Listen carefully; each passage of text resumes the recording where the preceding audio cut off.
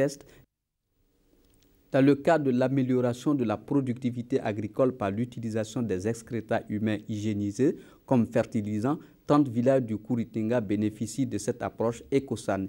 Hier, le Centre régional pour l'eau potable et l'assainissement à faible coût, CREPA, a invité les populations de la province et les techniciens de l'agriculture à Dalaktenga, un village situé à une dizaine de kilomètres de Koupela, pour visiter les parcelles test d'un producteur. Une visite pour montrer que le birkomu, l'urine hygiénisée, est un engrais naturel qui a les mêmes caractéristiques que l'urée. Reportage signé Olopoda. Voici 2 épis de maïs. Ils sont produits à la même saison, sur le même sol et par le même producteur. Le plus gros est produit à base du birkomu, c'est-à-dire l'urine hygiénisée comme fertilisant agricole, et l'autre a bénéficié de l'apport de l'urée. Cette expérimentation effectuée par un producteur du village de Dalaktenga a pour objectif de montrer que l'urine hygiénisée est un engrais naturel qui peut remplacer l'urée.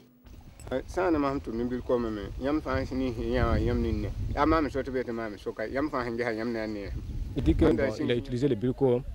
Bon, il est tellement content de ce qui s'est passé, du travail, que depuis longtemps il utilisait de l'urée, du NPK, il travaille avec tout ça.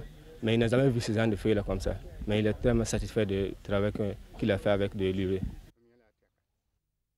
Même satisfait si dans les parcelles textes où sont aussi produites les spéculations dans le mil, le sorgho et la patate douce.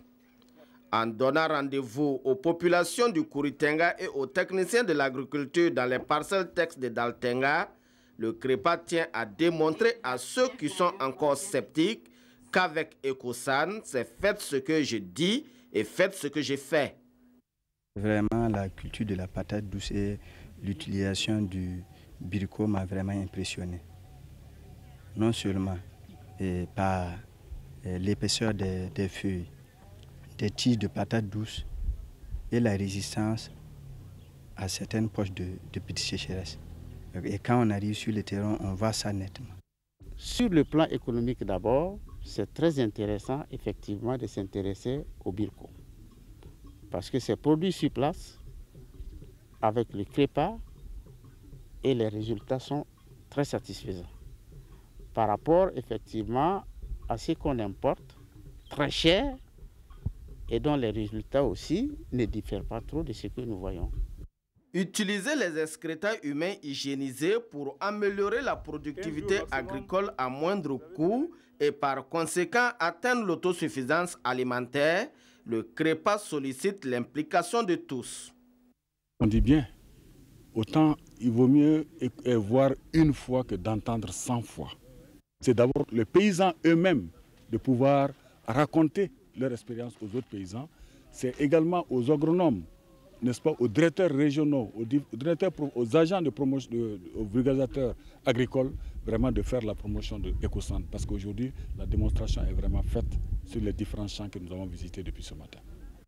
Ecosan est donc en marche, mais il faut beaucoup de communication et de sensibilisation auprès des populations afin de vaincre les barrières et les tabous.